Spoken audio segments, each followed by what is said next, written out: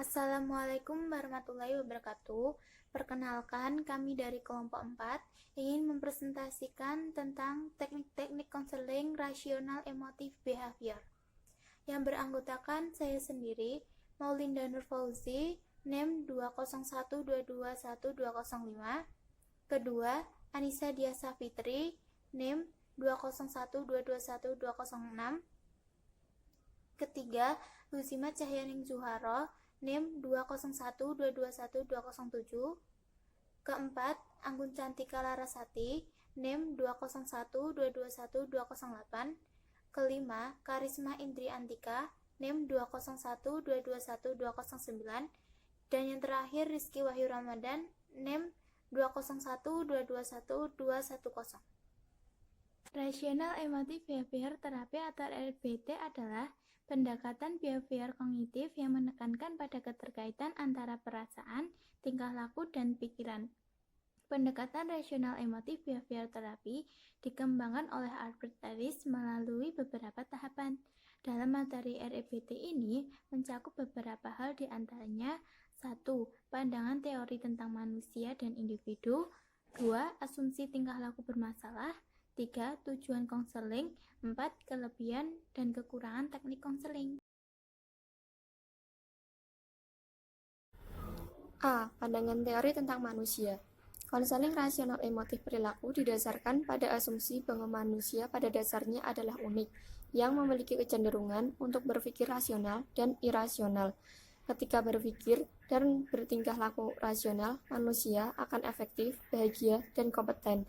Ketika berpikir dan bertingkah laku irasional, individu itu menjadi tidak efektif. Reaksi emosional seseorang sebagian besar disebabkan oleh evaluasi, interpretasi, dan filosofi yang disadari maupun tidak disadari. Keberfungsian individu secara psikologis ditentukan oleh pikiran, perasaan, dan tingkah laku. Tiga aspek ini saling berkaitan karena satu aspek mempengaruhi aspek lainnya. Keyakinan irasional itu menyebabkan gangguan emosional yang berbaur dengan hal-hal yang berasal dari luar manusia. Akan tetapi, manusia tetap bertahan pada sikap yang cenderung mengalahkan diri dengan suatu proses indokrinasi diri sendiri. Untuk mengatasi indokrinasi yang membawa hasil berpikir rasional itu, maka para konselor dari konseling rasional emotif behavior menggunakan teknik-teknik yang bersifat aktif dan direktif, seperti mengajar, memberi saran, membujuk, dan pemberian tugas pekerjaan rumah, dan mereka menantang konseling-konselingnya untuk mengganti keyakinan yang irasional dengan rasional. Ellis menyebut bahwa sebagian landasan teori konseling rasional emotif perilaku dipetik dari pandangan filosofi, meskipun sebagian besar lainnya berasal dari konsep teori psikologi. Pandangan Ellis terhadap hakikat manusia adalah, yang pertama, arah tujuan tetap hidup, dan tujuan kesenangan terhindar dari rasa sakit yang merupakan dua arah tujuan yang dimaksudkan Ellis. Yang kedua, untuk membangkitkan tujuan, maka emosi harus diperankan secara efektif dan diaktifasi ke arah yang rasional. Yang ketiga, manusia lahir dengan memiliki dua kekuatan yang sama besar, yakni yang pertama cenderung rasional, memelihara diri dan aktualisasi diri. Yang kedua, cenderung irasional, merusak diri atau menghancurkan diri. Manusia memiliki dua kecenderungan, yaitu baik dan buruk, rasional dan irasional. Yang keempat, manusia memiliki kecenderungan untuk mendapatkan kenikmatan atau hedonik, baik itu jangka pendek maupun jangka panjang. Yang kelima, manusia memiliki kecenderungan berpikir rasional dan irasional yang sama-sama besar. Yang keenam, kecenderungan nilai diri.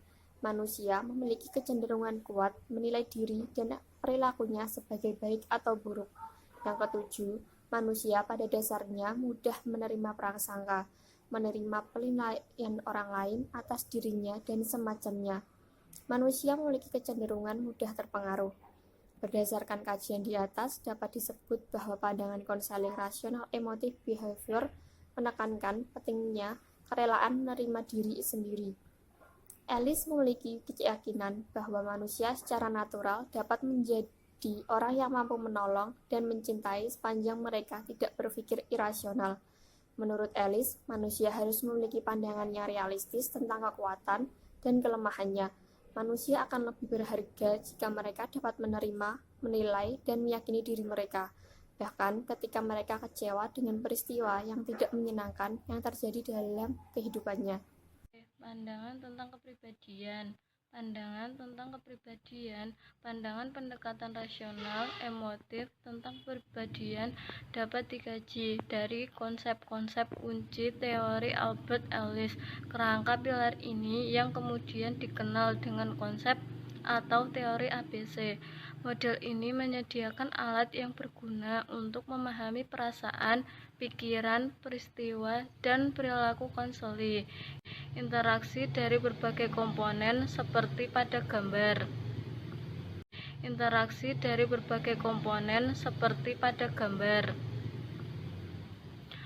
Activating event A merupakan peristiwa pengakit yang berisi keberadaan suatu fakta, kejadian, atau perilaku atau sikap orang-orang lain. Belief B berisi keyakinan, beliefs, atau verbalisasi diri atau bisik diri seseorang atas activating event. Belief B keyakinan, pandangan, nilai, atau verbalisasi diri individu terhadap suatu peristiwa. Keyakinan seseorang ada dua macam, yaitu 1. Keyakinan yang rasional, rational belief, atau RB, merupakan cara berpikir atau sistem keyakinan yang tepat, masuk akal, bijaksana, dan karena itu menjadi produktif. 2. Keyakinan yang tidak rasional, irrational belief, atau IB, merupakan keyakinan atau sistem berpikir seseorang yang salah, tidak masuk akal, emosional, dan karena itu tidak produktif.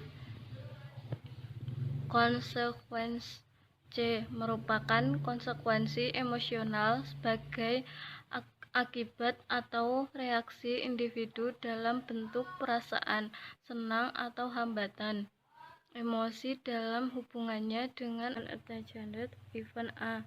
Konsekuensi emosional ini bukan akibat langsung dari A, tetapi disebabkan oleh beberapa variabel, antara dalam bentuk keyakinan B, baik yang RB maupun yang IB.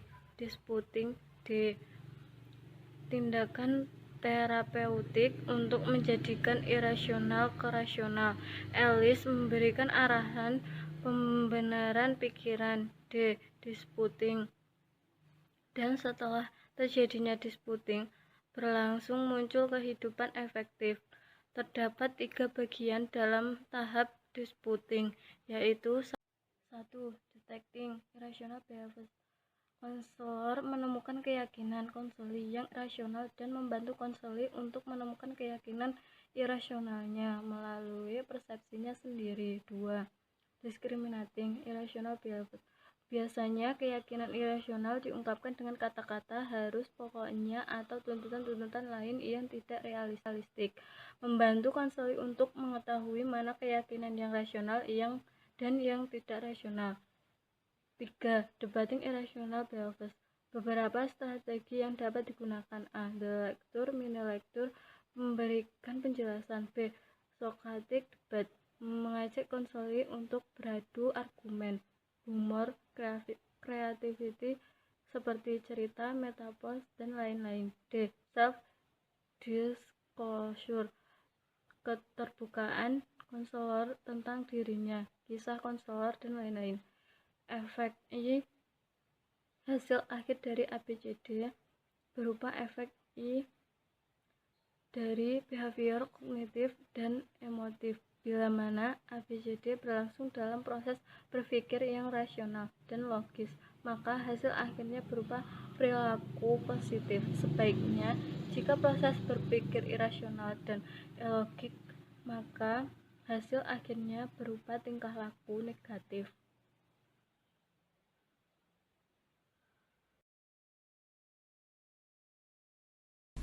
Pribadi yang sehat yaitu bila mana individu mampu berpikir secara rasional untuk memecahkan dan menghadapi masalah hidupnya secara bijak.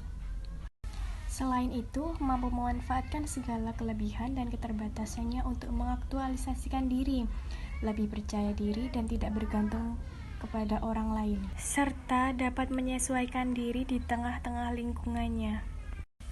Asumsi tingkah laku bermasalah. Dalam perspektif pendekatan konseling rasional emotif, tingkah laku bermasalah adalah tingkah laku yang didasari pada cara berpikir yang irasional.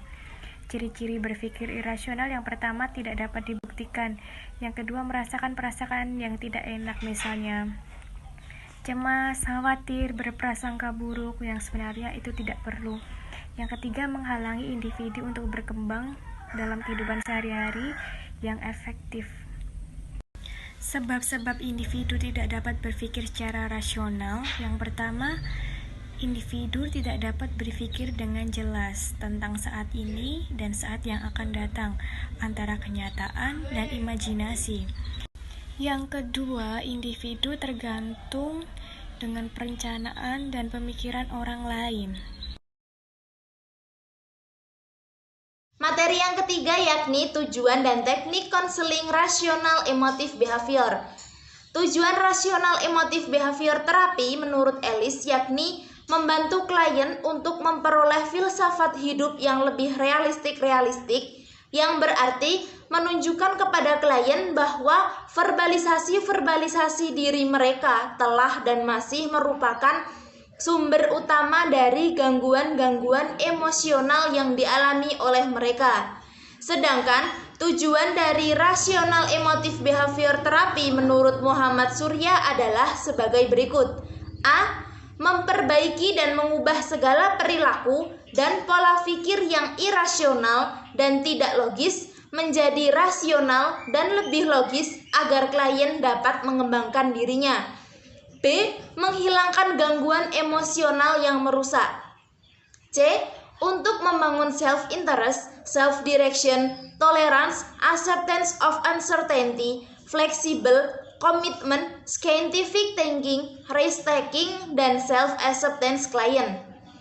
Dengan demikian, tujuan rasional emotif behavior terapi adalah menghilangkan gangguan emosional yang dapat merusak diri seperti benci, rasa bersalah, cemas, dan juga marah, serta mendidik klien agar menghadapi kenyataan hidup secara rasional. Jadi secara garis besar, tujuan adanya teknik konseling rasional emotif behavior terapi adalah kita sebagai konselor harus bisa mengubah pola pikir atau mindset konseling kita yang semula berpikir negatif atau bisa dikatakan sebagai pemikiran yang irasional, kita ubah menjadi pola pikir yang negatif, yakni pola pikir yang rasional. Yang semula mereka mengira bahwa dirinya sendiri itu kurang bisa lebih baik seperti orang lain, kita harus bisa mengubah pola pikir mereka tersebut menjadi percaya diri. Nah, inilah yang diharapkan pada teknik konseling rasional emotif behavior terapi. Teknik-teknik konseling dalam rasional emotif behavior terapi. Rasional emotif behavior terapi itu menggunakan berbagai teknik yang bersifat kognitif, afektif, behavioral, dan semua ini disesuaikan dengan kondisi klien, tergantung pada latar belakang masalahnya klien. Dalam teknik konseling REBT atau rasional emotif behavior terapi, ini secara garis besar terbagi menjadi 3. Yang pertama yakni teknik kognitif untuk mengubah cara berpikir klien yang semula irasional menjadi rasional. Yang kedua ada teknik emotif, di sini untuk mengubah emosi klien. Kemudian yang ketiga ada teknik behavioristik atau teknik yang biasa digunakan untuk mengubah akar keyakinan yang irasional, dari mana datangnya pemikiran klien yang irasional atau negatif. Yang pertama teknik kognitif. Nah, dalam teknik kognitif ini adalah teknik yang digunakan untuk mengubah cara berpikir klien. Kita luruskan pandangan klien tentang dirinya sendiri untuk tidak insecure lah dalam artian yang sering kita sebut. Nah, dalam teknik kognitif ini terbagi menjadi 4 tahap. Ada tahap pengajaran, tahap persuasif, tahap konfrontasi dan tahap pemberian tugas. Yang pertama ada tahap pengajaran. Dalam REBT atau Rational Emotive Behavior Therapy, konselor mengambil peranan lebih aktif dari pelajar. Tahap ini memberikan keleluasaan kepada konselor untuk berbicara serta menunjukkan sesuatu kepada klien, terutama menunjukkan bagaimana ketidaklogikaan berpikir itu secara langsung menimbulkan gangguan emosi kepada klien tersebut. Dalam tahap pengajaran, kita itu seperti seolah-olah memahamkan konseli kita, jadi itu memberikan pemahaman tentang pemikirannya yang tidak logis. Pemikirannya itu terlalu irasional, terlalu negatif. Nah, itulah yang kita lakukan dalam tahap pengajaran. Supaya apa? Supaya konseli kita tahu, oh ini seperti ini tekniknya. Kita dikasih tahu bahwa dengan adanya kita berpikir irasional, itu tidak baik bagi diri kita sendiri. Jadi dengan adanya tahap pengajaran, konseli kita juga paham bahwa dirinya sedang dalam keadaan yang tidak baik. Yang kedua, tahap persuasif. Pada tahap persuasif ini, konselor meyakinkan klien untuk mengubah pandangannya karena pandangan yang ia kemukakan itu tidak benar. Dan konselor juga mencoba meyakinkan berbagai argumentasi untuk menunjukkan apa yang dianggap oleh klien itu adalah tidak benar.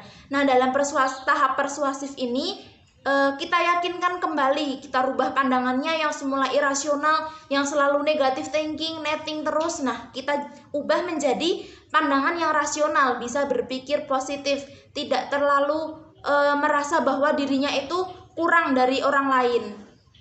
Kemudian tahap yang ketiga ada tahap konfrontasi. Nah, pada tahap konfrontasi ini, konselor mengubah ketidaklogikaan berpikir klien dan membawa klien ke arah berpikir yang lebih logika. Seperti tidak langsung berpikir, misalkan klien kita mengalami masalah kurang percaya diri kan ya. Nah, itu kita harus berpikir bagaimana caranya kita bisa mengubah klien kita yang semula berpikirnya itu tidak bisa logis, kita ubah menjadi logis dengan melalui berbagai cara. Misalkan kita yakinkan kepada konseli kita berikan dorongan, kita berikan motivasi. Supaya apa? Supaya konseli kita juga merasa nyaman kepada kita yang pertama. Yang kedua, bisa menjadi lebih percaya diri dan pemikirannya itu bisa menjadi lebih logis, lebih terbuka. Kemudian yang tahap keempat yakni tahap pemberian tugas. Konselor memberi tugas kepada klien untuk mencoba melakukan tindakan tertentu dalam situasi nyata. Misalnya, menugaskan klien bergaul dengan anggota masyarakat kalau mereka merasa dikucilkan. Jadi kan dalam konteksnya teknik kognitif ini itu lebih cocok digunakan untuk permasalahan klien yang merasa dirinya kurang percaya diri. Bisa dibilang dirinya itu insecure terhadap dirinya sendiri, kurang bisa bersyukur, kurang bisa meyakinkan bahwa dirinya itu sebenarnya memiliki bakat, namun dia tidak berani untuk menunjukkan. Itulah mengapa menggunakan teknik kognitif ini lebih cocok. Dan pada tahap pemberian tugas ini kita juga harus menyesuaikan keadaan konseli. Apabila konseli bisa, contohnya tadi kan kita menugaskan untuk supaya si klien bergaul dengan anggota masyarakat. Nah, apabila tidak bisa dimulai dari anggota masyarakat atau lingkungan hidupnya pun dia juga tertutup, bisa dimulai dari teman-temannya, merasa berpikir terbuka, bersosialisasi dalam lingkup yang kecil, dari teman sekelas, bisa dari keluarga, bisa dari teman-teman di rumahnya yang mungkin tidak langsung ke masyarakat tingkat luas. Nah, seperti itulah teknik-teknik kognitif. Nah, saya tegaskan kembali lagi bahwa peneliti menggunakan teknik kognitif dalam melaksanakan rational emotive behavior therapy sebab sesuai dengan permasalahan klien, yaitu kurangnya rasa percaya diri. Jadi apabila ada klien yang merasa kurang percaya diri, bisa diterapkan menggunakan teknik kognitif. Teknik yang kedua ialah teknik emotif. Nah, secara garis besar teknik emotif ini adalah teknik yang digunakan untuk mengubah emosi klien. Antara lain, teknik yang sering digunakan dalam teknik emotif ini adalah yang pertama, teknik sosiodrama. Dalam teknik sosiodrama, konselor memberi peluang mengekspresikan berbagai perasaan yang menekan klien melalui suasana yang didramatiskan. sehingga klien dapat secara bebas mengungkapkan dirinya sendiri secara lisan, tulisan, atau melalui gerakan dramatis. Jadi itu seolah-olah kita menarik perhatian gimana caranya biar klien kita itu bisa cerita. Ayo dong cerita, boleh kok kamu tulis kalau emang kurang berani mengungkapkan langsung dengan lisan. Misalkan mau diungkapkan dengan cara lain, misalkan nggak mau nulis langsung pakai cerita langsung, itu nggak apa-apa. Jadi itu kayak kita seolah-olah tuh memohon, nggak memohon sih, tahulah ya didramatiskan, dalam artian itu kita pokoknya bagaimana caranya biar klien itu bisa cerita ke kita. Nah, kemudian yang kedua, teknik self modeling. Dalam teknik self modeling ini digunakan dengan meminta klien berjanji dengan konselor untuk menghilangkan perasaan yang menimpanya, dan konselor juga meminta kepada konseli supaya taat kepada janjinya. Misalkan konselor ini meminta kepada klien berjanji untuk menghilangkan perasaannya kan kurang percaya diri, ragu-ragu terhadap dirinya sendiri, dia tidak bisa merasa baik seperti orang lain, kayak insecure dalam dirinya, itu insecure gitu. Nah, di sini kita harus menegaskan pandangannya konseli kita harus merubah pandangannya itu dari yang semula insecure terhadap dirinya sendiri, kita latih untuk bisa percaya diri. Nah, dengan cara apa ya? Janji ya besok jangan pernah berpikiran bahwa kamu itu merasa buruk, kamu itu merasa kurang baik. Kamu itu sebenarnya punya sebuah potensi, tapi kamu belum punya saat atau belum punya keberanian untuk memunculkan potensimu. Nah, ketika konselor sudah mengarahkan pandangannya konseli kepada sebuah janji atau bisa dibilang perjanjian, ya besok dirubah ya mindsetnya, pemikirannya, jangan seperti ini lagi. Nah, seorang konseli juga harus setia, harus taat. Ia besok dirubah secara sedikit demi sedikit, dirubah, kemudian akhirnya dari yang kurang percaya diri menjadi percaya diri, dari yang insecure menjadi tidak insecure. Kemudian teknik yang ketiga yakni teknik assertive training. Dalam teknik assertive training ini digunakan untuk melatih, mendorong, dan membiasakan klien dengan pola perilaku yang tertentu yang diinginkan. Jadi itu kayak misalnya konseli kita kan insecure sama dirinya sendiri, kita yang memberikan motivasi. Jadi konselor di sini ibaratnya kayak teman ceritanya konseli, teman ceritanya klien. Klien cerita apapun kepada kita harus merahasiakan, kita harus bisa memberikan solusi, dan kita juga bisa mendorong, memberikan motivasi. Kita sebagai self modelingnya dia, kita bisa menjadi orang pertama yang menjadi model dalam hidupnya. Model ini dalam artian, oh iya, kayak motivasi. Kita tuh jadi motivasinya konseli kita. Kita harus bisa berubah, merubah juga, berubah dan berubah menjadi model atau seseorang yang akan dijadikan motivator atau dijadikan penentu misalnya sama konseli. Dan kita juga harus bisa merubah konseli kita yang semula itu kurang semangat misalnya, kita latih, kita dorong, kita berikan motivasi kepada konseli, akhirnya konseli kita bisa tergugah semangatnya, kemudian tidak merasa insecure, lebih merasa percaya diri, walaupun itu dalam jangka waktu yang lumayan lama misalnya, kan juga tergantung konseli. Nah, itulah teknik-teknik yang digunakan dalam teknik emotif. Yang ketiga yakni teknik-teknik behavioristik. Dalam teknik behavioristik ini masih ada kaitannya dengan teknik-teknik emotif di atasnya tadi. Jadi, terapi rasional emotif banyak menggunakan teknik behavioristik, terutama dalam hal upaya modifikasi perilaku negatif klien dengan mengubah akar-akar keyakinannya yang tidak rasional dan tidak logis.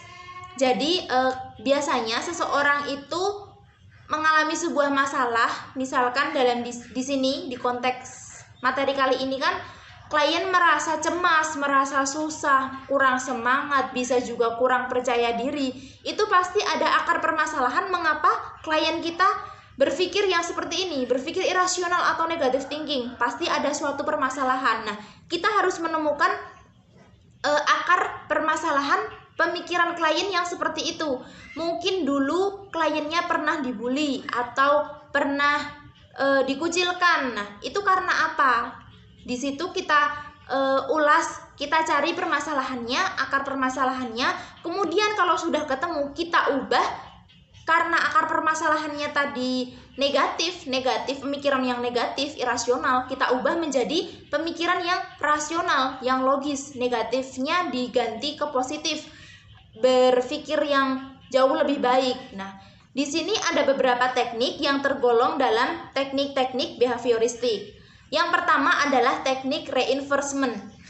Teknik reinforcement atau teknik penguatan yaitu teknik yang digunakan untuk mendorong klien ke arah tingkah laku yang lebih rasional dan logis dengan jalan memberikan pujian verbal maupun memberikan hukuman. Nah, teknik ini dimaksudkan untuk membongkar sistem nilai-nilai dan keyakinan yang irasional pada klien dan menggantinya dengan sistem nilai yang lebih positif. Jadi di sini kita mendorong klien ke arah yang lebih logis, ke arah yang lebih positif, yang rasional dengan dua opsi, pujian atau memberikan hukuman. Dengan memberikan pujian misalnya, kamu ini bagus, udah percaya diri. Misalnya nih ya, misalnya kliennya kita kurang percaya diri. Kemudian ketika kepercayaannya itu diberikan kepada kita dengan salah satunya dengan bercerita kepada kita. Nah, itu adalah salah satu tindakan percaya dirinya klien, percaya diri dalam hal bercerita. Kan percaya diri kan banyak.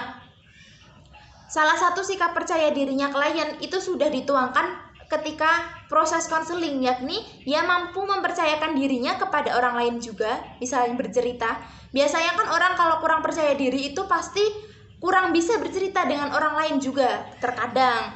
Nah, salah satu pujian yang kita berikan, pujian verbalnya, kita puji dari kita sendiri, memuji klien kita. Kamu ini udah bisa percaya diri loh. Salah satunya kamu tadi di awal udah mau bercerita sama saya. Nah, itu salah satu tindakan kamu percaya diri. Nah, seperti itu kita berikan pujian. Pokoknya kita puji yang baik-baik. Kemudian kalau biasanya orang yang udah dipuji, nanti lama-lama dia akan merubah. Oh iya, aku kemarin habis dipuji, pasti lebih bersemangat untuk melakukan sesuatu lagi.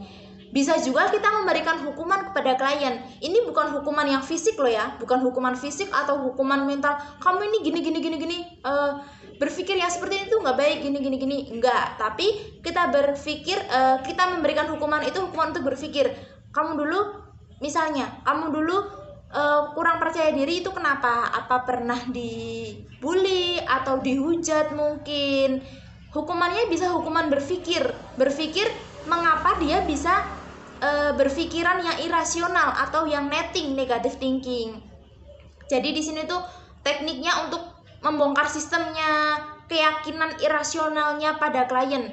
Jangan berpikir irasional lagi, ayo berpikir ke yang lebih positif. Nah, kemudian teknik yang kedua yakni teknik social modeling atau pemodelan sosial. Dalam teknik social modeling atau pemodelan sosial itu tekniknya untuk membentuk perilaku-perilaku baru pada klien. Teknik ini dilakukan agar klien dapat hidup dalam suatu model sosial yang diharapkan dengan cara mutasi atau meniru, mengobservasi dan menyesuaikan dirinya dan menginternalisasikan norma-norma dalam sistem model sosial dengan masalah tertentu yang telah disiapkan konselor. Jadi maksudnya dalam teknik social modeling ini kita itu membentuk perilaku baru pada klien. Klien yang semula itu selalu merasa cemas, kita ubah. Kamu itu jangan selalu cemas. Cemasnya dia kan karena berpikiran negatif ya. Nah, kita ubah jadi berpikir positif. Jangan merasa cemas gitu. Kita bisa menguatkan klien kita dengan kata-kata kita, dengan motivasi kita. Jadi klien kita tidak menjadi cemas kembali gitu loh.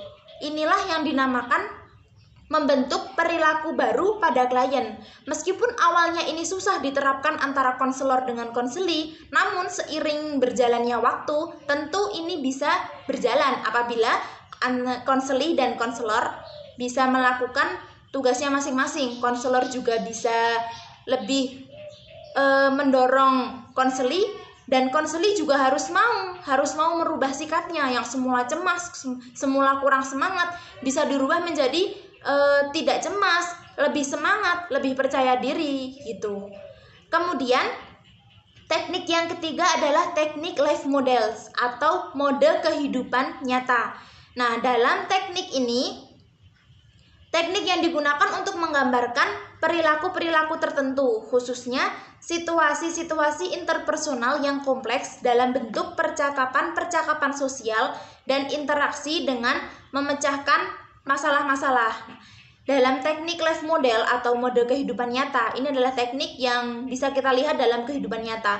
Orang yang ketika seseorang diajak bercerita orang lain, jadi ini konteksnya misalnya di luar konselor dan konseli, antara teman sebangku sekolah itu bisa.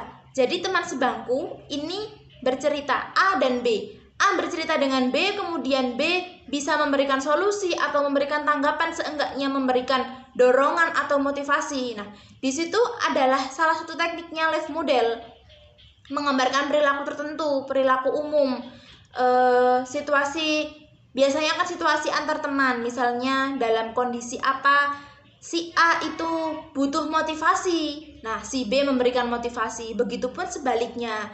Nah, ini bisa kita tanamkan kepada konseli kita melalui beberapa teknik, melalui beberapa cara, bisa menggunakan social modeling atau pemodelan sosial, bisa menggunakan penguatan, kita kuatkan. Jadi kita merubah konseli itu juga membutuhkan waktu. Nah, dengan berjalannya waktu dan adanya konsekuensi, konseli mau menerima sarannya konselor dan konselor tetap bertugas memberikan dorongan, memberikan motivasi kepada konseli, pasti permasalahan-permasalahan dari konseli ini bisa teratasi.